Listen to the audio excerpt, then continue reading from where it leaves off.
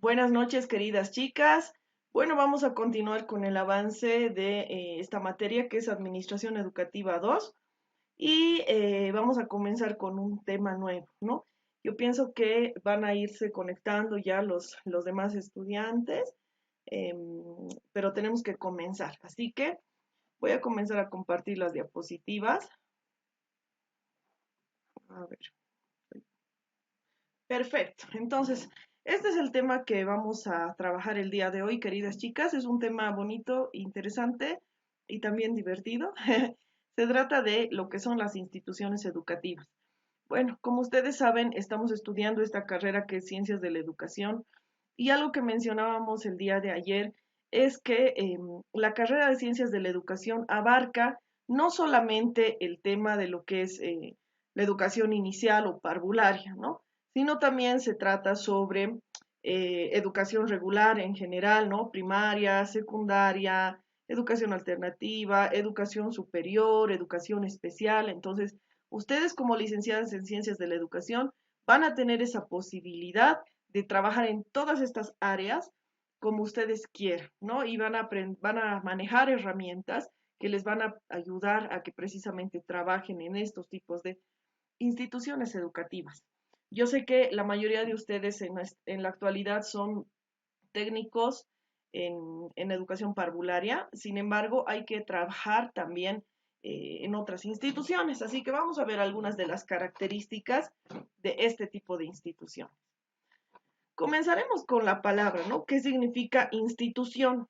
¿No? Institución dice objetos culturales que expresan cierta cuota de poder social, entidades que organizan la vida en común o la vida hacia un fin específico. Ejemplos, bancos, iglesias, colegios, etcétera, ¿no? Vamos a ir analizando cada uno de estos conceptos. Comenzaremos con el primero que indica, ¿no? Que expresan cierta cuota de poder social. Esto es algo muy importante, ¿no? El tema de que cuando se trata, por ejemplo, de cualquier tipo de sociedad, una sociedad para convertirse en un estado establece lo que son sus reglas, sus normas, sus leyes y todo eso, ¿no? Y dentro de estas normas, reglas, leyes, etcétera, también existe lo que son los gobernantes, ¿no? Gobernantes que de por sí quieren organizar lo que es el país, lo que es nuestro estado, ¿no? Pero, perdón, ay, ahora sí. Pero algo que muy pocas veces se toma en cuenta es el hecho de que las instituciones educativas son una parte fundamental de la organización de cualquier estado, de cualquier país, ¿no? Entonces, si un gobierno, por ejemplo, quiere trabajar, quiere cumplir ciertas metas a nivel de país, tiene que preocuparse por la educación, porque dentro de las instituciones educativas se están formando las personas que en el futuro van a ser parte de una sociedad, ¿no? Entonces, se supone que por este motivo deberían preocuparse por brindar la mejor educación en todo tipo de instituciones que brinden educación en todos los niveles, ¿no? Dicen entidades que organizan la vida en comunidad, la vida hacia un fin en específico. Eso también es algo interesante, ¿no? Las escuelas, se supone, bueno, las escuelas, las universidades, tienen que ser formadores de la vida de los demás. O sea, ¿a qué me refiero? A que dentro de una institución educativa, ya sea un colegio, una universidad, un instituto, etcétera, nosotros tenemos que prepararnos para afrontar problemas que vamos a tener afuera de la institución. Entonces, dentro de estas instituciones educativas, lo que se hace es eh, trabajar, ¿cómo les puedo decir? Simulaciones, ¿no? Trabajar simulaciones de lo que va a ser la vida real, ¿no? Por ejemplo, cuando estamos aprendiendo a sumar, a restar dentro de lo que es eh, dentro de las instituciones, generalmente vamos a jugar a lo que es la tiendita, por ejemplo, ¿no? Vamos a jugar a la tiendita, señora, véndame. Es un simulacro, ¿no? Un simulacro de lo que va a pasar afuera, cuando tengas que salir a las calles, cuando tengas que salir ya a comprar tu propia comida, tienes que poner en práctica lo que has aprendido en el colegio, la suma, la resta, ¿no? Si, por ejemplo, nos enseñan a, a expresarnos correctamente, a hablar correctamente, de la misma manera, vamos a tener que ponerlo en práctica esto más adelante con las personas que nos rodeen, ¿no? Entonces, fuera de la institución. Por eso se dice que es un aprendizaje para la vida, ¿no? Y algo que se había criticado anteriormente a, a otras gestiones, se podría decir, es el hecho de que la educación muchas veces no reflejaba lo que realmente se necesitaba en la vida, ¿no? Por ejemplo, ¿a qué me refiero? Te enseñan cosas que después te olvidas y que no las vas a aplicar en tu diario vivir, ¿no? Entonces decían, estos contenidos están por demás, no sé para qué aprendemos esto en el colegio. Ay, perdón. ¿No? Entonces, lo ideal sería que preparemos a nuestros estudiantes para poder enfrentar estos problemas más adelante, ¿no? Y hay que prepararlos en todo sentido, porque no sabemos específicamente a qué tipo de problemas se van a enfrentar. Cuando uno está, por ejemplo, en el jardín de niños, en el colegio, no sabe cuál va a ser su destino, no sabe si va a tener una vida privilegiada, una vida difícil, una vida con muchos obstáculos, una vida fácil, no se sabe, ¿no? Porque en ese momento, por ejemplo, todos tenemos la posibilidad de ingresar a una institución, ya sea, bueno, una institución pública en este caso, porque el gobierno es la que lo paga, ¿no? Pero hay gente que prefiere o tiene la posibilidad de pagar una institución privada y sin embargo esto no garantiza el éxito dentro de la vida. Así que hay que prepararlos, sea cual sea el nivel, sea cual sea el tipo de institución, tenemos que preparar a los estudiantes para que puedan enfrentarse a la vida. Esto no solamente se refiere al tema de los colegios y los institutos de formación inicial, también a la institución, a las instituciones de educación superior.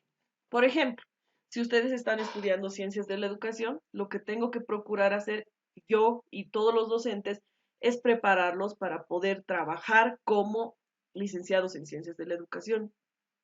Hace poco, por ejemplo, se ha estado viralizando un TikTok que muestra la triste realidad de la vida, ¿no? Por ejemplo, se ven a estudiantes que han estudiado cierta carrera, digamos ingeniería de sistemas, pero por azares de la vida terminan siendo meseros, digamos, ¿no? Y es un TikTok supuestamente triste, ¿no? Que varias personas están haciendo, ¿no? Entonces, para que precisamente eso no pase, para que no pase el hecho de que estudies algo con una ilusión y termines trabajando de algo completamente diferente, la educación superior tiene que prepararte para que tú puedas enfrentar precisamente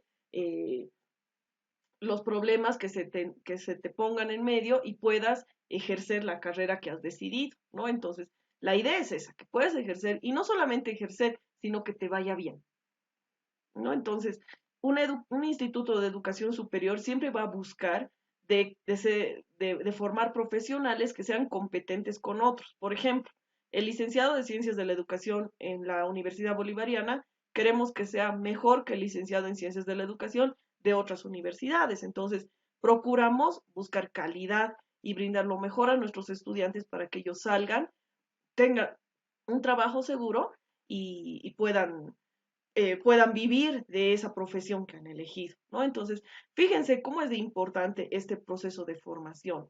Y este proceso de formación, quienes van a estar encargados, quienes son responsables de este proceso, precisamente somos nosotros, ¿no? Los que estamos estudiando ciencias de la educación y también en parte los maestros normalistas. Entonces, a ver, vamos a moverme aquí. Dice, dentro de las instituciones existen normas y reglas, ¿no? Eso es algo que lo caracteriza a cualquier tipo de institución. ¿Para qué sirven estas reglas y normas? Nos ayudan a organizar vínculos intrapersonales entre actores de las instituciones. La dimensión inconsciente de las personas, partes de la institución, tareas y metas, ¿no? Entonces, eso es lo que queremos organizar. Aunque no crean, cuando se trata de administración educativa hay que pensar en absolutamente todo, ¿no? Muchas veces se cree que administración es solamente el manejo de materiales, ¿no? Y no es cierto, perdón. Muchas veces, como les estaba mencionando, se cree que administrar es solamente el manejo de los recursos materiales y humanos, pero en realidad La administración involucra muchas cosas, incluso las relaciones que van a existir dentro de la institución de las personas, ¿no? O sea, de las autoridades, de los administrativos, de las personas que van a hablar entre ellos, la relación que va a haber con los clientes, todo eso se tiene que planificar bien, ¿no? Entonces, además, miren este segundo punto que dice, ¿no? La dimensión inconsciente de las personas, partes de la institución, ¿no? Incluso a nivel inconsciente se tiene que manejar, ¿no? Aspectos que van a determinar las características de nuestra institución, o sea, qué lo va a hacer único, qué lo va a hacer diferente. Y precisamente sobre eso se va a tratar la actividad que vamos a hacer hoy. Incluso hay que organizar lo que se dice, ¿no? Las tareas, las metas y todo eso. Aquí hay una frase que he recortado que dice, cada establecimiento institucional configura un ámbito en donde se reproduce en parte la configuración social general y en donde se generan formas particulares de organización. En otras palabras, ¿qué quiere decir esto? Es que dentro de las instituciones, como les estaba mencionando hace rato, ¿no? Es donde se van a preparar a las personas para que enfrenten la vida, ¿no? A nivel, hacia afuera de la institución. Ahora, ¿cuál es la primera institución a la que nosotros pertenecemos? Porque de por sí siempre vamos a pertenecer a algún tipo de institución. En este caso, la familia va a ser nuestra primera institución. ¿Por qué? Porque la familia es un grupo de personas que establecen sus propias reglas, ¿no? Dentro de una familia siempre se tiene de por sí alguien que va a liderar al grupo, ¿no? Que va a decir qué se hace, qué no se hace, quién va a imponer los castigos, quién va a organizar, ¿no? Y dentro de una familia también tenemos que aprender a llevarnos con los demás, ¿no? O sea, por más de que peleemos, por ejemplo, alguna vez con nuestros hermanos, con nuestros papás, siempre tenemos que ver la forma de resolver. ¿Por qué? Porque todos juntos formamos un grupo y tenemos algo en común que nos une, ¿no? Además de la sangre y el apellido, ¿ya? Podríamos tener objetivos en común. Por ejemplo, un objetivo digamos, de la familia que tengan, eh, no sé, digamos que quieran salir adelante, ¿no? Una familia que tenga una economía muy baja quiere salir adelante, quiere mejorar. Entonces, ¿qué van a decir? No van a decir, a ver, hay que ver la forma de aportar a la casa, vamos a comenzar a trabajar, mi hijita, me vas a ayudar, vamos a vender esto, etcétera, ¿no? Entonces, nos organizamos de tal manera de que queremos alcanzar metas y todo el tiempo va a haber metas que alcanzar, ¿no? No va a haber un momento en el que digamos, pucha, ¿y ahora qué hacemos? ¿No? O sea, siempre va a haber algo. Por ejemplo, si nace un bebé, una de las metas va a ser que el niño estudie, ¿no? Que tenga la posibilidad de estudiar o que se le pueda comprar la ropa, los pañales, todo eso. Entonces, toda la familia tiene que ver la forma de aportar a esto. O si, digamos, uno de los miembros de la familia tiene que salir profesional, la familia va a apoyar para que salga profesional, etcétera. Bueno, así debería ser, ¿no? Claro que no es así en todas las familias, pero eh, esta es una forma, ¿no? En la que podríamos analizar cómo se manejan las instituciones. Como les decía, a veces pelean, pero los objetivos siguen ahí, se vuelven a abuenar y continúan, ¿no? Entonces, de la misma manera, en cualquier tipo de organización, sea una institución educativa o no educativa, siempre va a existir esta relación entre las personas y van a procurar alcanzar metas. Se van a poner tareas para poder alcanzar precisamente esas metas. Ahora, organización e institución, ¿será lo mismo? Bueno, al parecer, organización e institución no es lo mismo, ¿no? Vamos a entender ambos conceptos. Dice, se define a las organizaciones como conjuntos de individuos que persiguen un fin común, así como espacios de interacción para desarrollar sus actividades cotidianas. Mientras que las instituciones son constructos sociales formados por reglas y constricciones además de costumbres, formas de pensar y de actuar, entre otros legados por la tradición, o bien son producto de convenciones o acuerdos sociales, ¿no? Entonces, fíjense cuál es la diferencia. En este caso, dice, en el caso de las organizaciones, pueden ser simplemente un grupo que persigue un fin y que tienen diferentes tipos de actividades. Pero en el caso de las instituciones ya existe lo que son las reglas. Además, se construye una identificación, algo que los hace particulares, que los hace diferentes a los demás, ¿no? Entonces, por ese mismo motivo, cuando se hace una institución, se tiene que generar cierta identidad.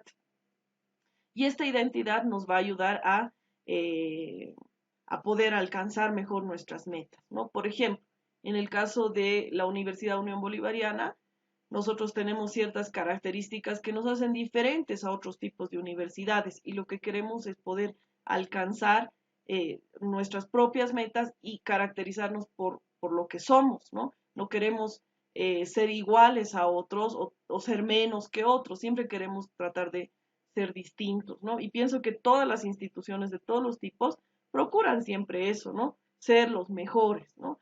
Al menos así debería ser, a pesar de que una persona que quizás no tenga vocación y que esté dirigiendo una institución educativa sin vocación, probablemente no le va a importar el tema de tener una identificación personal con su institución, ¿no? Pero eso no es lo correcto ni es ideal.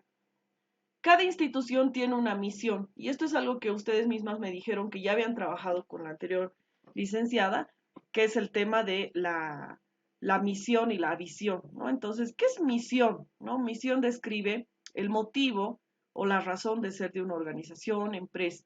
Se enfoca en los objetivos a cumplir en el presente. Debe estar definida de manera precisa y concreta para guiar al grupo de trabajo en el día a día. Por ejemplo, la misión de la compañía es mejorar la calidad de los automóviles. Misión. La misión entonces en este caso se va a referir, chicos, chicas, a que son metas que nosotros que sí o sí sabemos que vamos a alcanzar y procuramos alcanzarlas todo el tiempo, ¿no? Entonces, la misión tiene que estar bien clara y tenemos que saber qué cosa queremos lograr como institución para poder alcanzar esas metas, ¿no? Entonces, nosotros cuando formemos una institución, y me han dicho que ya lo han hecho con la anterior docente, forman una institución, se plantean su propia misión, ¿no? Y dicen, mi institución va a tener esta misión, ¿no? Mientras que por otro lado, la visión ya se refiere a una expectativa ideal de lo que se espera que la organización sea o alcance en un futuro. Es diferente a la misión, ¿no? En el caso de la misión, por ejemplo, eran objetivos que sabíamos que se iban a cumplir, pero en el caso de la visión es algo que nos gustaría que se cumpla, pero no sabemos si lo vamos a lograr o no lo vamos a lograr. Entonces, esta visión que nosotros nos vamos a plantear tiene que ser algo realista y también puede ser ambiciosa, ¿no? ¿Por qué? Porque lo ideal sería de que todas las actividades que nosotros realicemos sean en función a esa visión, ¿no? A poderla alcanzar. Entonces, la función es, como dice aquí, guiar y motivar al grupo para continuar en el trabajo. Por ejemplo, la visión de la compañía es convertirse en la productora de automóviles de mejor calidad del mercado local. Entonces, como les decía hace rato, ¿no? La Universidad Bolivariana puede tener sus propias características que lo hacen diferente y sabemos que tenemos que cumplir ciertos objetivos, pero a nivel visionario nos gustaría ser obviamente la mejor universidad, ¿no? Entonces, caracterizándonos en qué aspectos, eso habría que revisar, ¿no? Probablemente si es que nos dé el tiempito, más adelante lo vamos a revisar de nuestra universidad, cuál es su misión y cuál es su visión. Pero de todas formas, esta temática de la misión y la visión también la vamos a trabajar en una clase aparte. Bueno, entonces ahora vamos a pasar al tema en específico de institución educativa. ¿Qué cosa es una institución educativa? Una institución educativa, dice, es una unidad pedagógica del sistema responsable de los procesos de enseñanza y aprendizaje destinados al logro de los objetivos establecidos, dichos por ley. Aquí hay que tomar en cuenta la palabra pedagogía, ¿no? Una institución educativa, ¿en qué se diferencia con otro tipo de institución? Porque se maneja este proceso de enseñanza-aprendizaje. Y por si acaso, esto es una pregunta de examen. Ya, sí, es una pregunta de examen. ¿Cuál es la diferencia entre institución, cualquier institución educativa? Es que la institución educativa maneja este proceso de enseñanza-aprendizaje, ¿no? Entonces, Esa es la gran diferencia. Pero, hablando de instituciones educativas, hay muchísima variedad. Así que eso es lo que vamos a ver a continuación. La función de las instituciones educativas. ¿Cuáles son las funciones? A ver, vamos a revisar. Dice, tienen como función principal instruir al individuo de forma correcta, ayudar y brindar educación para ser buenos ciudadanos, tener un futuro mejor y ser más felices, por lo que la base de la sociedad es la educación. Las funciones principales son las siguientes. Aquí nos brindan 4 funciones principales. Uno, el desarrollo pleno del estudiante. Preparación para el ejercicio de la ciudadanía. Cualificación para el trabajo, en el caso de la educación superior, y proporcionar medios para progresar en los estudios posteriores, ¿no? Entonces, algo que hay que tomar en cuenta, para esto voy a dejar un ratito de compartir. Ahí estamos, ya. Hay que tomar en cuenta lo siguiente, chicas. Cuando se trabaja con instituciones educativas, tienen que meterse a la cabeza de que están formando personas que en el futuro van a trabajar, o sea, van a trabajar de algo, ¿no? Van a ejercer una profesión. Puede que estés formando dentro de tu aula al futuro médico, al futuro presidente, al futuro cantante, etcétera, ¿no? Arquitecto, ingeniero. No sabemos a quiénes estamos formando dentro de nuestras aulas, ¿no? Y así como podríamos estar formando personas de bien, también podríamos estar formando personas malas, ¿no? Entonces, no sabemos cuál va a ser el destino de nuestros estudiantes. Entonces, el hecho de manejar instituciones educativas y manejar este proceso de enseñanza-aprendizaje requiere una gran responsabilidad que a veces se olvida, ¿no? Por ejemplo, tienes que preparar tus clases, tienes que hacer una planificación de clases. Todos sabemos que la planificación es algo tedioso y extenso de hacer, ¿no? Cansador, pero tenemos que hacerlo, ¿no? Porque si nosotros no preparamos bien nuestra clase, ¿qué va a pasar? Vamos a enseñar como sea a nuestros estudiantes ese aprendizaje que no lo están adquiriendo como deben, lo van a arrastrar. La siguiente van a tener dificultades porque han perdido ese pequeño eslabón que unía el aprendizaje previo con el aprendizaje nuevo. Entonces, este estudiante está perdiendo esa posibilidad de aprender algo, ¿no?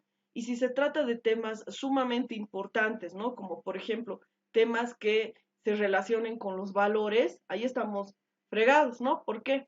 Porque si nosotros no sabemos desarrollar los valores apropiados dentro de la formación de nuestros estudiantes, vamos a formar malas personas, ¿no? Por ejemplo, el tema de la ética, ¿no? La ética es un tema que se debería trabajar desde el colegio. Se tiene que enseñar a un estudiante qué cosa es ser ético, qué cosa es no ser ético, ¿no? Qué cosa es el bien, qué cosa es el mal, qué pasa si hago las cosas mal, qué pasa si hago las cosas bien, por qué debo portarme bien, por qué debo portarme mal, ¿no? Entonces, si esas pequeñas cosillas nosotros no reforzamos dentro de lo que es la educación primaria inicial, imagínense, más adelante, cuando el estudiante sea más mayor, cuando llegue a secundaria, no va a ser ético, no va a poner en práctica ese valor, ¿no? Y cuando siga avanzando sus niveles, va a continuar y va a seguir siendo una persona poco ética. Digamos que llega a ser un médico, imagínense un médico que no sea ético, terrible, ¿no? O un abogado que no sea ético, un delincuente. Entonces, esa es la responsabilidad que cargamos nosotros, más que todo cuando se trabaja con los pequeños. Ahora, si estamos hablando de educación superior o de educación con adultos, como es el caso de ustedes, que ahora son estudiantes ya que están estudiando para una profesión a nivel licenciatura, igualmente es una gran responsabilidad. ¿Por qué? Porque en el caso de que ustedes no hubiesen recibido la formación adecuada, la formación como debería haber sido a nivel primaria, a nivel secundaria, se tiene que ir corrigiendo esto en el camino de la educación superior, ¿no? Y bueno, en este caso, digamos, el tema de la redacción es algo que se debería ir corrigiendo dentro de la educación superior. Muchos dirían, no, pero no nos corresponde, ¿no? ¿Por qué no aprendió en el colegio, ¿no? Pero no podemos dejar que un estudiante de nuestra universidad salga profesional teniendo horrores ortográficos o que hable inadecuadamente, ¿no? Que no hable con un lenguaje propio, que no hable con un lenguaje técnico, No lo podemos permitir. Entonces tenemos que formar a estos estudiantes. Y muchas veces cuando este procedimiento no se lo ha llevado bien dentro de lo que era la educación regular, es un trabajo doble para los docentes, el tema de tener que trabajar con los estudiantes a nivel superior. Además, hay que tomar en cuenta cuando se habla de lo que es el aprendizaje pleno que decía hace rato, hay que tomar en cuenta que una persona no solamente aprende de los valores, ¿no? Aprende a nivel teórico, tiene que saber las teorías, tiene que entender las teorías y aplicarlas, la parte práctica, cómo aplicar todo lo que ha aprendido en la teoría, ¿no? Los valores, cómo va a poner en práctica sus valores en su práctica, o sea, en el ejercicio de su profesión en este caso, ¿no? Y también el producto, ¿no? Cómo lo maneja con la sociedad, cómo se lleva con las demás personas. Por ese motivo, chicas, a veces se ríen de mi regla que yo les digo, ¿no? Prohibido pelear y se ríen, ajaja, ¿por qué su regla tan chistosa? Es que no es ningún chiste, porque cuando tengan que trabajar con otras personas, cuando tengan sus instituciones, cuando tengan que formar una organización, no pueden estar pues con niñerías de que no me cae, que se vaya del grupo, póngame cero, o sea, ahí ya no va a haber póngame cero, ¿no? Simplemente no vas a cumplir las metas de organización por el hecho de que no te llevas con otra persona. Entonces, por ese motivo hay que aprender a llevarnos bien con todos, ¿no? Sea que nos caiga o no nos caiga, tenemos que aprender a lidiar con todo tipo de personas. Porque algo que me han dicho alguna vez, y creo que tenían razón, es que así como hay una persona que no te agrada dentro de tu curso, va a haber otra persona que no te agrade en tu trabajo, va a haber una persona que no te agrade en tu zona, va a haber alguien que no te agrade en tu familia, ¿no? Y no podemos siempre escaparnos de esas personas o pelearnos. Tenemos que aprender a trabajar con ellos, ¿no? Entonces, esa es una parte importante. Bueno, las etapas o niveles de la educación. Ah, no, perdón, me estoy adelantando. Estamos hablando del desarrollo pleno. Ahora, preparación para el ejercicio de la ciudadanía, ¿no? Hay que pensar de que estamos trabajando con personas que forman parte de un grupo que es parte de un país, por ejemplo, ¿no? O sea, Bolivia.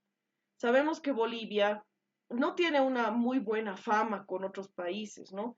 Bolivia se sabe que hay mucha corrupción, se sabe que en Bolivia hay o sea, muchas cosas antiéticas, no las voy a mencionar aquí, pero hay cosas que no son buenas, ¿no? Entonces, por ese motivo, nosotros tenemos que trabajar en estas personas que se están formando para tratar de cambiar nuestra realidad, ¿no? Y cambiar nuestro país, o sea, a partir de lo que es la educación en el colegio, en las universidades, en los institutos, es que se va a cambiar el futuro del país.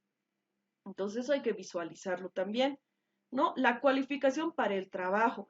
¿Cuántas veces hemos pensado, ¿no? De que llego a un trabajo y realmente no entiendo nada de lo que hay que hacer. Yo les voy a dar un ejemplo. Perdón, me voy a salir un ratito. Ahí estoy, hija.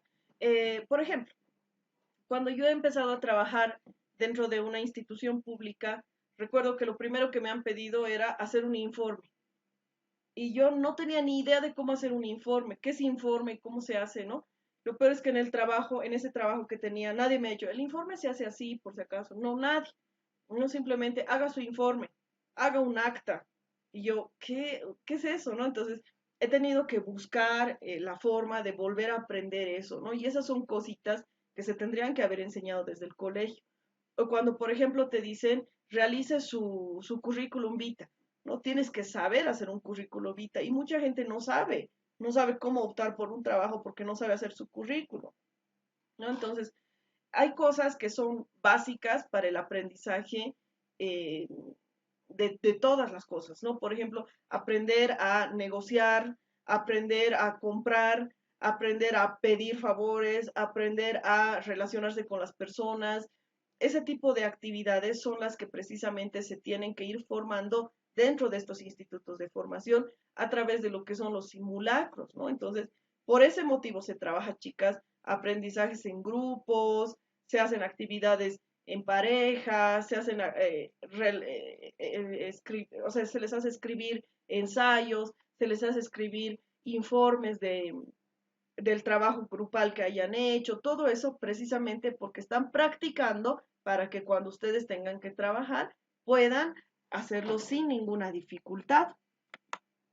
Entonces, también dice proporcionar los medios para progresar en los estudios superiores, ¿no? Entonces, si por ejemplo estoy trabajando con la educación inicial, tengo que prepararle suficientemente bien a mi estudiante para que pueda desenvolverse bien en primaria.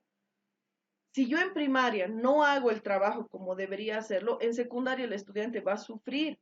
Y si en secundaria lo dejo pasar así, va a salir bachiburro y no va a saber nada, ¿no? Entonces le va a costar entrar a la universidad, le va a costar aprobar un examen de admisión, incluso le va a costar buscar un trabajo, ¿no? Y si logra entrar a la universidad, yo lo tengo que preparar a mi estudiante para que pueda encontrar un buen trabajo, ¿no? Entonces, siempre el proceso de enseñanza-aprendizaje es un paso tras otro, es un paso tras otro. Entonces, terminas el jardín de niños, llegas a primaria, terminas primaria, entras a secundaria, terminas secundaria, entras la educación superior, terminas la educación, ingresas al área laboral, incluso ahí no termina la formación, ¿no? Tienes que capacitarte, tienes que hacer diplomados, tienes que hacer maestría para poder optar por mejores cargos, ¿no? Entonces, siempre va a haber un proceso y este proceso tiene que ser un trabajo en equipo, ¿no? O sea, yo no puedo decir, ay, que me importa que no aprendan mis estudiantes, me vale, igual me pagan. No, o sea, yo tengo que preocuparme porque ustedes tengan suficientes conocimientos para el siguiente nivel.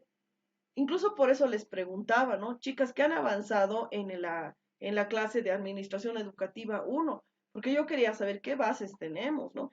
Tenemos estas bases para poder trabajar sobre esto. Ustedes me han dicho, ya hemos trabajado misión y visión, perfecto, entonces continuamos y vamos a seguir trabajando, entendiendo que esa parte ya la saben, no la vamos a repetir. ¿No? Entonces, el tema de la administración educativa involucra lo que vamos a ver más adelante también, el tema del manejo de los contenidos también, ¿no? Cómo se tienen que manejar, cómo se tienen que estructurar. Entonces, son varias cosas que hay que tomar en cuenta, pero siempre y cuando se trate sobre la preparación de los estudiantes para el futuro, ¿no? Facilitarles la vida en el futuro.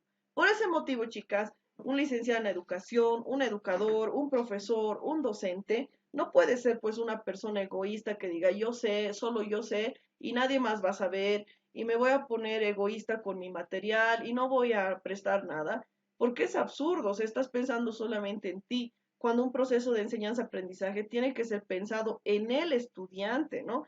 Y eso es algo que ya se ha ido manejando a lo largo de los años por diferentes autores y se debería poner en práctica hasta la actualidad, ¿no? Yo en mis estudios siempre he aprendido, ¿no? Que antes se creía que el docente era el superior, el capo, el que lo sabe todo, y el estudiante el sonso cabeza hueca, ¿no? Ahora ya se sabe que no es así, que los estudiantes pueden tener muchos conocimientos e incluso el docente puede llegar a saber menos que el estudiante. Por lo tanto, es un proceso de ida y vuelta, ¿no? O sea, yo trato de decirles algunas cosas, aprendo también de ustedes, continúa mi proceso de enseñanza-aprendizaje, incluso cuando ya soy profesional, incluso cuando ya estoy ejerciendo, ¿no? Entonces, es un proceso largo que se tiene que hacer este de enseñanza-aprendizaje.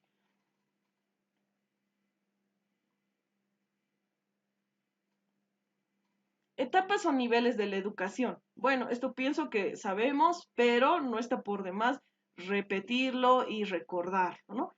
La primera etapa, preescolar, el ciclo formativo que cubre de los 0 a los 6 años. Y esta parte hay que aclarar bien, ¿no? Dentro de la ley de educación de nuestro país, de Bolivia, la 070, indica de que es obligatoria la formación a nivel preescolar, de prekinder y de kinder, pero no habla nada de los niveles anteriores, porque se supone, bueno, sí habla, pero dice de que se tiene que formar a los estudiantes en sus casas, ¿no? O sea, se supone que los padres tienen que hacer ese trabajito de formar a los estudiantes para que lleguen bien al prekinder, cosa que no siempre pasa, ¿no? Entonces, por ese motivo, existe lo que son el nidito, el parvulario y todo eso, que son niveles opcionales, y eso hay que aclarar. En la ley dice, ¿no? Que no es obligatorio estos niveles, ¿no? Entonces, si una persona decide, puede ingresar a sus hijitos a un nidito, a un parvulario, para que puedan alcanzar bien el nivel del prekinder, ¿no? pero no está establecido como obligatorio.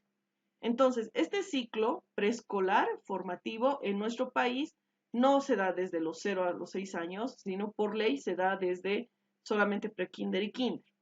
Ya posteriormente se entra a lo que es la educación primaria. La educación primaria, o también llamado educación elemental, miren que su principal misión es la de alfabetizar a los estudiantes y dura 6 años, ¿no? La educación primaria. Entonces, ¿qué es lo que se tiene que hacer? Enseñar las cosas básicas prácticamente, ¿no? Ahí se tiene que trabajar las competencias básicas de los estudiantes, enseñarles las letras, los números, leer, escribir, lo principal, ¿no? Sumar, restar. Esas cosas son las que se enseñan a lo largo de estos años. Pero no solamente esos conocimientos, ¿no? Sino que se los tiene que preparar para que puedan cumplir con todas las exigencias que van a tener más adelante. O sea, se tiene que formar su parte de valores, por ejemplo. Se les tiene que enseñar responsabilidad, puntualidad, todas ese tipo de valores que van a ayudar a su formación integral del niño, ¿no? Además de poner en práctica todos esos conocimientos que tiene. En la educación secundaria y también en el bachillerato, la formación para ingresar a la educación superior, es decir, en secundaria ya se les prepara, se les capacita a los estudiantes para que puedan estar en la universidad. O sea, tienen que saber, por ejemplo, hacer operaciones matemáticas complicadas, tienen que saber redacción, tienen que saber expresarse, ¿no? Entre muchas otras cosas, física, química, ese tipo de materias son las que les van a ayudar a los estudiantes a que más adelante puedan aprender lo que es el nivel superior de la universidad, de los técnicos, etcétera, ¿no? Entonces, ya el siguiente nivel es educación superior, bueno, en otros países nivel terciario y universidad. En nuestro caso, ¿no? Hay lo que son los técnicos, técnicos medios, técnico superior, universidad, y en esta última etapa se puede adquirir títulos de pregrado, que es la licenciatura, el nivel técnico, el posgrado, que el posgrado ya se refiere a lo que son las maestrías, los doctorados, las maestrías aquí dice, ¿no? Entre otros, ¿no? Entonces ya hay postdoctorado, todas esas formaciones. Pero para poder hacer, por ejemplo, un diplomado, para poder hacer una maestría, sí o sí tienes que haber salido profesional a nivel técnico o licenciado, ¿no? Entonces, eso también hay que tomar en cuenta. Antes de que pasemos a la siguiente diapositiva, ¿no? Chicos, dentro de lo que son estos 4 niveles de preescolar, primaria, secundaria y superior, y eso que aquí nos está tomando en cuenta los niveles de alternativos y especiales, porque no son etapas, sino que son algo, como dice su nombre, alterno, tienen sus propios reglamentos, ¿no? Y cada uno de estos reglamentos los vamos a ir estudiando a lo largo del semestre también. Va a haber clases específicas donde vamos a hablar de reglamentos y ustedes van a conocer los reglamentos que existen para cada uno de estos niveles. Bueno, entonces pasaremos a lo que son los tipos de instituciones. Existen diferentes tipos de instituciones, ¿no? Vamos a clasificarlas por diferentes maneras. Comenzaremos por el financiamiento, ¿no? Existe lo que son las instituciones públicas y las instituciones privadas, y también existen las instituciones de convenio. Pero vamos a hablar precisamente, vamos a hablar específicamente, mejor dicho, de estos dos primeros, instituciones públicas y privadas. Públicas significa de que están financiados por el Estado y son gratuitas, accesibles para toda la población sin excepción. En otras palabras, las instituciones públicas, colegios, universidades públicos, tienen que ser abiertos para cualquier persona que quiera estudiar, sin ningún tipo de requisitos económicos, porque muchas veces sabemos que el motivo por el cual algunas personas no estudian es por motivos económicos. Entonces, las instituciones públicas sirven para esas personas, ¿no? Esas personas que no tienen las posibilidades de financiarse una educación privada. Y aquí hay que hablar sobre nuestro país en específico, ¿no? En otros países, por ejemplo, las instituciones públicas se supone que son las mejores, incluso mejores que las privadas, porque el gobierno, como las financia, dan lo mejor de sí, ¿no? Y se preocupan mucho por la educación. Lamentablemente en nuestro país no es el caso. En nuestro país sabemos que las instituciones privadas tienen mejor calidad que las instituciones públicas. Las instituciones públicas en la actualidad no tienen todos los privilegios que deberían tener, no tienen materiales, no tienen recursos, no tienen infraestructura, no tenemos muchas cosas, ¿no? Entonces son características de las instituciones públicas en nuestro país que no deberían ser así. Pero a nivel de universidades sí se sabe que las universidades públicas gozan de un buen, ¿cómo se puede decir? Eh, ¿Cómo se dice pues esta palabra? O sea, tienen un buen prestigio, mejor dicho, ¿no? Las instituciones públicas en educación superior, las universidades públicas, tienen un buen prestigio, por lo tanto, se sabe que una persona que estudia en una institución pública tiene amplios conocimientos y se tiene un mal concepto de las instituciones privadas, ¿no? Ahorita lo vamos a analizar ese punto. Las instituciones privadas, dicen, no son gratuitas, son generadoras de dinero, se encargan de pagar impuestos al Estado. A ver, hay que entender lo que son las instituciones privadas. En el caso de las instituciones privadas, sí se requiere que los estudiantes brinden eh, o sea, brinden su parte económica. ¿Por qué? Porque la misma institución privada se va a autofinanciar, ¿no? Entonces, para que haya una buena estructura, para que haya materiales, para que hayan recursos de todo tipo, se tiene que cobrar, ¿no? Y con ese mismo dinero es que la institución crece. Entonces, como esta institución va a crecer por el dinero que precisamente recibe de los estudiantes, se tiene que pagar también un impuesto para poder tener una institución privada, ya que a partir de una institución privada también se generan ganancias, ¿no? Lógicamente. Entonces, las personas que tienen instituciones privadas van a generarse sueldos y ganancias, por lo tanto, tienen que responder ante el Estado pagando sus impuestos. Ahora, les decía hace rato de que muchas instituciones en nivel superior tienen un mal prestigio porque dicen, ¿no? Ah, es que la persona que estudia en una institución privada paga por su título y no sabe nada. Cosa que no es cierto y a ustedes les consta, a mí también, ¿no? Yo también estudié en una universidad privada y lo que puedo decir es que el éxito, el tema de ser mejor profesional o peor profesional depende de cada persona, ¿no? Cada uno tiene la posibilidad de estudiar, ya sea en un instituto público o privado, sin embargo, depende de cada uno el cómo quiere salir profesional, ¿no? Entonces, yo les digo esto a ustedes, chicas, el hecho de que estén estudiando en una institución privada no garantiza el hecho de que les va a ir bien en la vida. Eso ya va a depender de cada una de ustedes, ¿no? Entonces, si ustedes se esfuerzan en sus instituciones privadas, entonces les va a ir bien como profesionales.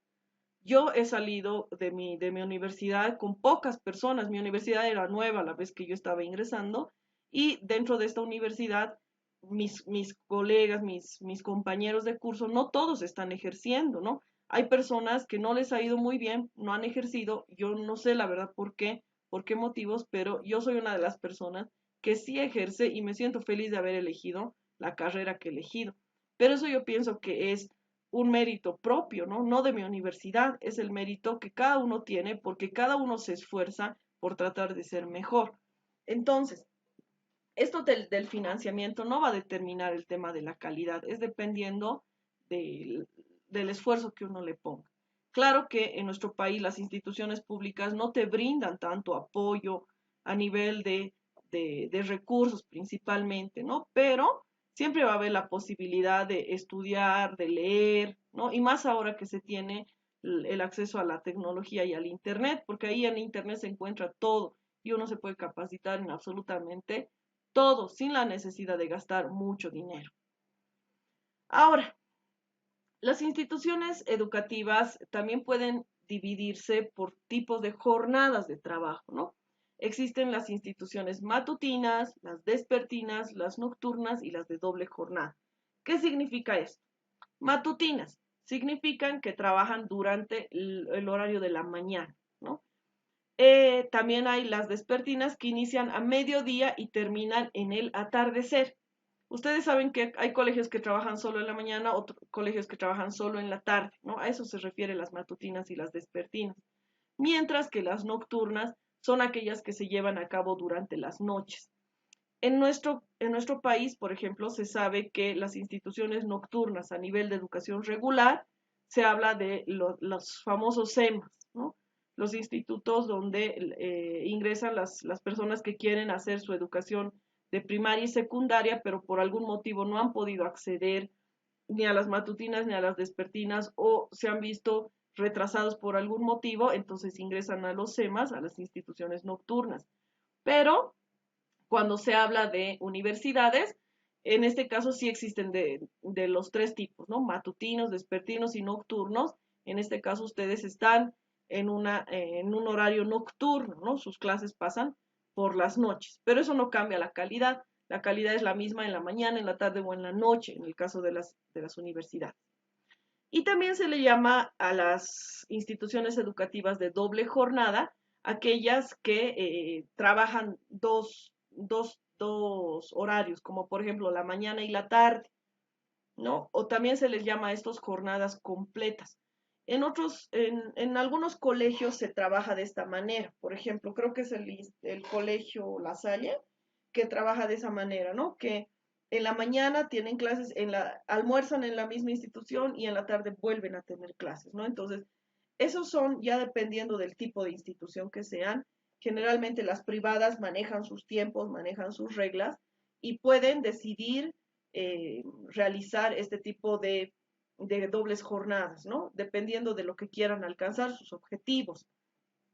Pero esto se ve más que todo en lo que son los colegios, ¿no? Los colegios. Y en el caso de las universidades, cuando se trata de universidades que trabajan un solo día a la semana, digamos, solo sábados, se puede trabajar mañana y tarde como doble jornada, ¿no? Entonces, esos son los tipos de instituciones educativas por jornadas. Ahora, si hablamos por ubicación geográfica, vamos a diferenciar a tres tipos de instituciones, chicas. Las rurales. Las rurales que son las que están ubicadas en zonas alejadas de la ciudad, ¿no? Más que todo, en nuestro país tenemos un montón de instituciones rurales, o sea, que están en pueblos alejados de la ciudad, ¿no? Generalmente la característica de estas instituciones rurales es lamentable, ¿no? Se sabe que no se tienen muchos recursos por la lejanía, muchas veces incluso se juntan estudiantes de diferentes niveles, como estamos viendo aquí en la imagen. Fíjense, observen con atención lo que se observa, ¿no? Hay niños aquí de diferentes edades, se nota que no todos los niños son de la misma edad, y eso es lo que ocurre en las áreas rurales por la cantidad de personas que hay. Hace poco, por ejemplo, he visitado un colegio que era solamente primaria y tenía 33 alumnos en total, en todo el colegio, y era en un pueblito, ¿no? Y ahí se sabía que había uno en prekinder, uno en kinder, dos en primaria, dos en primero de primaria, tres en segundo de primaria y así. Entonces se los juntaba por grados para poder dar la enseñanza, porque no hay suficientes recursos, no hay suficientes ambientes, no hay suficientes mesitas, no hay suficientes profesores, entonces por todo este motivo es que se los junta, ¿no? Entonces, la educación rural. En el caso de la educación urbana, que se refiere al que está ubicado en las ciudades y en las villas, ya se tienen más posibilidades de recursos, ¿no? Aquí ya se tienen ambientes un poquito más cómodos, se tienen pizarras, se tienen sillas, se tiene incluso la posibilidad de comprar material que se necesite, cosa que es diferente en el área rural, ¿no? Si un profesor quiere trabajar con algún material específico, tiene que llevárselo desde la ciudad para los estudiantes, ¿no? Mientras que en el área urbana se puede solicitar, chicos, traigan para mañana plastilina, no sé, cartulina, ¿no? Porque se sabe que los chicos pueden comprar en las librerías o está a su alcance, ¿no? Entonces esas son las ventajas de vivir en el área urbana, porque se puede aprovechar los recursos que se tienen. En el caso de las instituciones a nivel marginal, que están ubicadas, como dice su nombre, al margen de la urbanidad, es decir, sí están en el área urbana, pero están un poquito alejados, ¿no? Entonces, Este tipo de instituciones suelen tener todos los recursos necesarios, sin embargo, algunas veces tienen dificultades para poder llegar los estudiantes a estos lugares, para las asistencias, para el tema de, hay mucha, a veces deserción escolar precisamente por lo alejado que son este tipo de instituciones marginales. Algunas características de lo que son las instituciones educativas. Bueno, vamos a entender que tienen una función social especializada, ¿no? Dentro de las instituciones educativas es donde se forma a los estudiantes para un fin en específico a nivel de país, ¿no? Entonces, se tiene que formarles para que cumplan ciertos objetivos. Por ejemplo, si estamos en Alemania, van a tener diferentes objetivos que las personas que viven en Bolivia o las personas que viven en Estados Unidos, ¿no? Entonces, su forma de vivir, su contexto es diferente, por lo tanto, la formación que van a tener es distinta, ¿no? Entonces, el ámbito geográfico también va a hacerlo distinto a una institución educativa, ¿no? ¿Dónde está ubicada? Y qué tipo de características van a tener por el lugar en el que el lugar en el que ocupa, ¿no? Por ejemplo, si nosotros sabemos que una institución del Alto va a ser muy diferente a una institución de la ciudad de La Paz y va a ser muy diferente a una institución de Santa Cruz o una institución de Oruro, ¿no? De diferentes ambientes o incluso de la zona sur y de la zona norte, cambia, ¿no? La forma de trabajar. Entonces, hay que analizar eso, ¿no? Que cada institución siempre va a seguir sus propias características dependiendo del lugar en el que se ubique. Conjunto de personas con distintos grados de pertenencia y participación. Bueno, otra de las características de las instituciones educativas es que no solamente está conformado por estudiantes y profesores, también está conformado por personas que forman el área administrativa, ¿no? Personal de servicio, va a estar formado por autoridades en diferentes tipos de grados jerárquicos, va a estar conformado por personas que van a ofrecer servicios relacionados al tema educativo, como por ejemplo psicólogos, psicopedagogos, incluso hasta los cocineros, ¿no? Muchas veces forman parte de una institución educativa. Entonces, cuando se habla de administración educativa, no solamente se refiere a profesores y estudiantes, ¿no? Entonces, ese concepto hay que quitarlo, ¿no? Porque también se relaciona con las personas que trabajan dentro de la institución. Bueno, antes de pasar al siguiente trabajito, vamos a ver un video, ¿ya? Y vamos a analizarlo.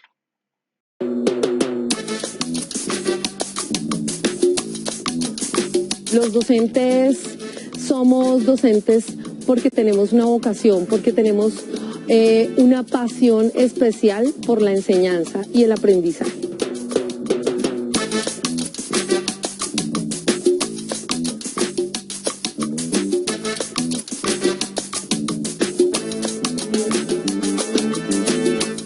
Para que haya educación inclusiva, lo primero es querer hacerlo, porque puedo decir que tengo un colegio inclusivo, pero a los 2 meses los niños ya se han retirado. Y mediante un trabajo en equipo, mediante un liderazgo, mediante un trabajo colaborativo y con estrategias óptimas, vamos a permitir que estos niños gocen de ambientes agradables. Cuando hablamos de educación inclusiva, implica que es un modelo de acercamiento, un modelo educativo que busca que todas las personas con y sin discapacidad puedan acceder a la escuela. Esto busca también que todos los niños que estén dentro del aula puedan acceder a todos los contenidos que se planean y todos los contenidos que sean expuestos por la docente. Una escuela inclusiva es aquella que reconoce la diversidad y valora la diferencia como una oportunidad para lograr la excelencia docente y el fortalecimiento institucional.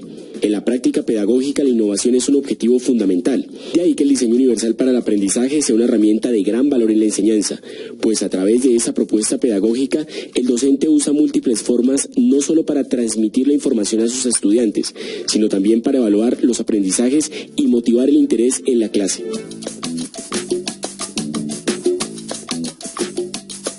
Espacios de formación como los microcentros permiten a los docentes capacitarse para fortalecer su trabajo en el aula. En estos se intercambian saberes y se aprenden didácticas y estrategias que permiten dinamizar las clases y brindar una atención adecuada a la diversidad. Los microcentros nos permitieron entonces retroalimentar a partir de la parte conceptual, esclarecer muchos términos que nosotras no conocíamos y empezar a trabajar también desde nuevas herramientas pedagógicas que nos pudieran ofrecer. Y por eso se han diseñado ciertas estrategias. Una de ellas, pues las tertulias pedagógicas, donde nos reunimos con los colegas y ellos manifiestan qué necesidades tienen o qué problemas se han presentado con los niños en el aula. Y desde allí trazamos estrategias de acompañamiento al colega para que esas estrategias permitan que el niño se sienta bien con todos sus compañeritos. Nosotros como padres estamos pendientes de todas las actividades, cómo nos pueden ayudar en el colegio. Nos ayuda muchísimo el proceso que nos está llevando el colegio, que se capacitan. Como profesionales a veces pensamos que llegamos a nuestra carrera y ya tenemos el conocimiento completo, pero realmente con nuevas profesionales y personas que vengan a colaborarnos, nos damos cuenta que efectivamente el conocimiento se sigue construyendo. Para lograr que la escuela pueda responder a la diversidad de sus estudiantes, se requiere de una formación permanente de los docentes. La escuela evoluciona y siempre busca otros caminos y alternativas para favorecer el proceso de enseñanza-aprendizaje.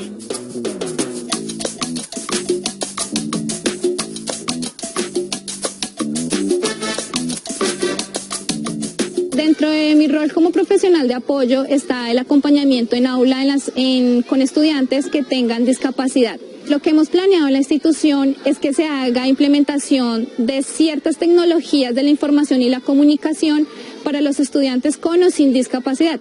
A partir de las TIC nosotros podemos elaborar muchísimas actividades de una forma mucho más asertiva en términos de los estímulos que estamos ofreciendo a los niños y una herramienta que permite realmente la inclusión, prácticas inclusivas donde todos tienen acceso a todas las herramientas para construir el conocimiento. Nosotros hemos diseñado una red pedagógica, hemos capacitado a los colegas docentes en que cada uno debe tener su propio blog o un sitio web.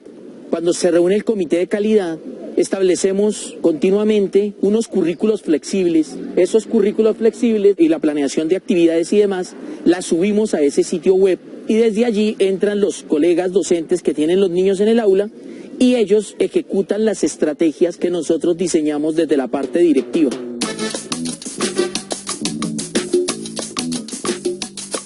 Lo más importante de la educación inclusiva es incorporarlo a la cultura institucional y desde la parte directiva acompañar siempre al colega, al docente, no dejarlo nunca solo. Cada uno de nosotros como docentes debemos empezarnos a motivar y a generar nuevos espacios para construir realmente una cultura inclusiva, teniendo en cuenta el diseño universal para el aprendizaje como una estrategia importante que debemos utilizar en la educación. Si tú estás, estamos todos.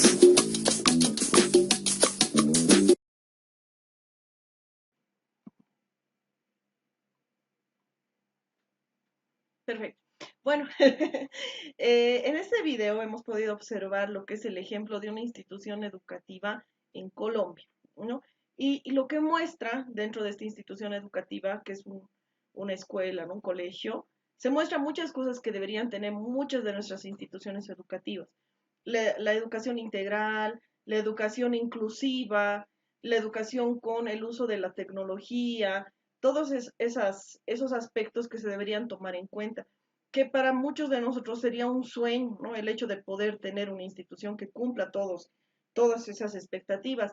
Sin embargo, para poder alcanzar un nivel como ese, el que se muestra dentro del video, se tiene que trabajar muchísimo, ¿no? Es un tema de una planificación que conlleva mucha responsabilidad, mucho esfuerzo, mucho sacrificio, pasión, vocación, ¿no? Entonces no es algo sencillo que se vaya a hacer.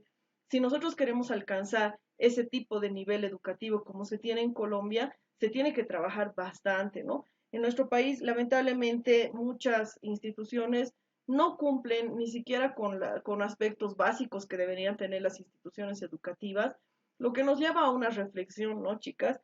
Que en algún momento de nuestra vida tenemos que pensar en que si estamos estudiando educación y hemos decidido optar por este camino, es porque queremos hacer lo mejor por nuestro país, queremos brindar los mejores profesionales, ¿no? Entonces, no tiene sentido continuar haciendo lo que ya se hace siempre, ¿no? Hacer la educación tradicional de siempre, hacer como las cosas como mi profesor me enseñaba y hacer exactamente lo mismo, ¿no? Que muchos colegios, por ejemplo, desde sus inicios hasta la actualidad siguen trabajando de la misma manera. Les voy a dar un ejemplo. No voy a decir el nombre del colegio, pero cuando yo estaba en la universidad fui a hacer mis prácticas a un colegio y estábamos haciendo las prácticas en secundaria. Y aquí en secundaria yo observaba cómo el regente andaba con un palo y los pegaba a los estudiantes en secundaria. Y eso era en el 2000, bueno, cuando yo he salido, 2009, 2000, no, pues 2009 salí del colegio. En el 2013 más o menos sería. Imagínense en esa época que siga habiendo gente que esté pegando a los estudiantes, o sea, no han cambiado nada. Y cuando yo les pregunté, ¿no? ¿Por qué pegan a los estudiantes? Así siempre es, todo el mundo sabe, ¿no? Ser acostumbrado, ¿no? Entonces, ese tipo de cosas no pueden seguir ocurriendo, ¿no? Se supone que hemos cambiado. O por ejemplo, el tema de la educación virtual. Sabemos que cuando ha habido la época de la pandemia, se ha cambiado a la educación virtual, todos pasábamos por computadoras, por celulares. Sí, ha sido un momento difícil, complicado para muchas personas que no tenían los recursos, pero después de esto de la educación virtual se supone que debería haber mejorado la educación, pero ¿qué ha pasado? Lamentablemente hemos vuelto a lo que era la educación de siempre, ¿no? Volver a la pizarra, volver a dar las mismas clases, el aula como siempre era, el profesor sabe todo, el estudiante no sabe nada, o sea, las cosas no han cambiado, ¿no? Y eso se puede observar en los colegios principalmente, ¿no? No ha habido un cambio significativo a pesar de que ya había la posibilidad de que haya ese cambio, ¿no? Porque para que haya un cambio de paradigma tiene que existir una crisis. Y la crisis ya existía, ¿ya? Pero ya debería haber cambiado la educación. Entonces, eso es falta de, ¿cómo les puedo decir? De ganas de querer progresar, ¿no? El hecho de quererse quedar siempre haciendo lo mismo, de la misma manera, porque estamos acostumbrados así, y es miedo al éxito prácticamente, ¿no? Yo lo veo así. Entonces las cosas tienen que cambiar y eso va a depender de cada uno de nosotros. Pero para poder hacer este cambio del que les estoy hablando, me gustaría que vayamos recordando un poquito sobre nuestra formación. Y esta es la actividad que les voy a dejar, queridas chicas, para el próximo martes, ¿ya? Ahorita no estamos de manera sincrónica porque la Valeria del futuro ya está dando clases en este momento y no puede escuchar lo que ustedes quieran opinar, pero les voy a aclarar bien lo que tenemos que hacer la próxima clase. Es una actividad que va a ser divertida. Ahí está. Para el próximo martes, ¿qué es lo que vamos a hacer? Quiero que busquen fotografías de ustedes, fotografías de cuando eran pequeños, del jardín de niños, una fotografía de cuando estaban en el colegio, una fotografía de cuando estaban estudiando en el instituto, en el caso de que así fuera, de que hayan estudiado en un instituto técnico, y una fotografía en la universidad. Y estas fotografías las vamos a mostrar en clases, por si acaso, el próximo martes. Ahora, licenciada, ¿qué pasaría si no tengo fotos? Que, no sé, pues todo mi mamá lo ha perdido. Ya, no pasa nada. Si lo han perdido, si no tienen, no importa, pero sería bonito que todos podamos participar de esta actividad. Lo que sí tienen que hacer absolutamente todos, sin excepción, es responder las siguientes preguntas. Número 1, ¿recuerdas tu jardín de niños? ¿Qué es lo que más recuerdas? ¿No? Entonces, procuren recordar en qué jardín de niños estaban y qué es lo que más recuerdan. En el caso de que no hayan entrado al jardín de niños y hayan pasado directo a primaria, no hay problema, ¿ya? No es menos puntaje ni nada. Después van a pensar en sus instituciones educativas de nivel regular, ¿no? O sea, en sus colegios. Recuerden en qué colegio estaban y qué creen que hacía diferente a su colegio del resto. ¿Por qué? ¿Qué características tenía? Eso quiero que recuerden. Número 3. ¿Cómo era el instituto donde estudiaste tu carrera técnica? En el caso de que lo hayas hecho, ¿no? Si, digamos, estudian el TBS, ¿cómo era el TBS? ¿Qué hacían ahí? Cómo eran los docentes? ¿Cómo era el ambiente? ¿Qué es lo que más te acuerdas, no? Eso quiero que me lo escribas. Y finalmente, ¿qué crees que hace a nuestra universidad diferente al resto? O sea, vamos a ver en la actualidad cómo estamos trabajando nuestro estudio. ¿Qué opinas de la universidad? ¿Qué crees que le falta? ¿Qué crees que está bien? Todo eso vamos a conversarlo la próxima clase, ¿ya? Sé que tienen muchas preguntas, seguramente les voy a aclarar en este momento. Esta actividad la voy a subir en la plataforma para que ustedes puedan subir las respuestas de las preguntas, pero las fotografías las vamos a mostrar en clases. Si quieres, puedes aumentar las fotografías dentro de tus respuestas, no hay problema, ¿no? Pero no es obligatorio. Si quieres, puedes hacerlo a mano, responder las preguntas y lo subes a la plataforma, no hay ningún problema, ¿ya? Pero las fotografías sí las vamos a mostrar en clases. Les estoy dando suficiente tiempo como para que busquen estas fotografías hasta el próximo martes.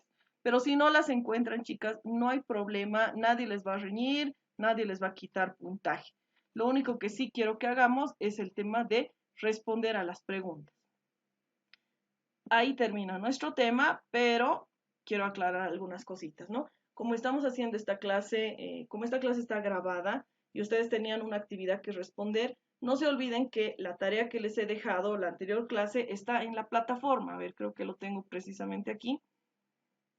Ah, no está aquí.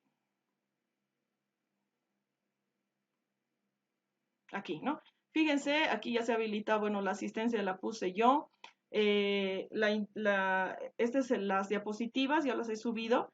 Y aquí está la tarea que tenían que responder. ¿Qué entiendes por administración educativa? Al momento de grabar este video, voy a ver cuántas personas han respondido. No, se venció.